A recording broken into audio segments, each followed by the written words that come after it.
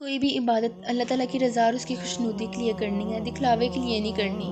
ابھی ایک بہت تیزی سے ٹرینڈ چلا ہوا ہے سیلفی ٹرینڈ، اور یہ سیلفی ٹرینڈ مسلمانوں میں بہت تیزی سے پھیل رہا ہے۔ غریبوں کو پیسے دے رہے ہیں تو اس میں بھی سیلفی، نماز ادا کر رہے ہیں تو اس میں بھی سیلفی، حج اور عمرہ کر رہے ہیں تو اس میں بھی سیلفی، مدینہ میں ہے تو اس میں بھی سیلفی، مریضوں کی عیادت کے لیے گئی ہیں تو اس میں بھی سیلفی، غریبوں کو سرا ہوا کیلا دے رہے ہیں تو اس میں بھی سیلفی، تلاوت قرآن کر رہے ہیں تو اس میں بھی سیلفی، شیطان کو کنکری مارتے ہوئے بھی سیلفی۔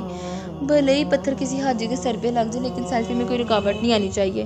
سیلفی تو سیلفی، یہ لوگ سیلفی لے کر بھی سٹیٹس پہ لگاتے ہیں اور یہ دکھاتے ہیں کہ ہم کتنے بڑے عبادت گزار ہیں۔ یاد رکھیے گا، نام، عزت، شہرت اور دکھلاوے والی عبادت اللہ تعالیٰ قبول نہیں کرتے۔ اگر کوئی شخص احد پہاڑ کے برابر بھی سونا اللہ تعالیٰ کے راستے میں دیتا ہے لیکن اگر اس کی نیت دکھلاوے کی ہوتی ہے تو اللہ تعالیٰ اس کو دنیا میں عزت و شہرت کا چرچا کروا دیتے ہیں، لیکن اس کے لیے آخرت میں کوئی حصہ باقی نہیں رہتا۔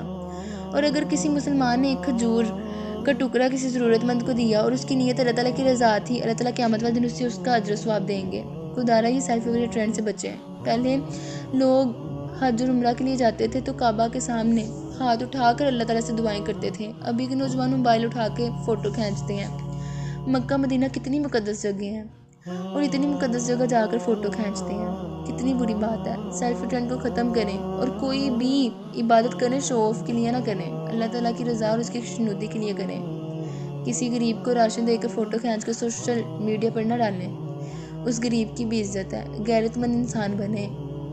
اگر کوئی مجبوری کے تحت آپ کے سامنے ہاتھ پھیلا رہا ہے تو اس کا مطلب یہ بالکل بھی نہیں ہے کہ آپ سوشل میڈیا پر اس کی غریبی کا تماشا بنائیں، اس کی غریبی کا مذاق اڑائیں۔ یہ دن کسی کے ساتھ بھی پیش آ سکتا ہے۔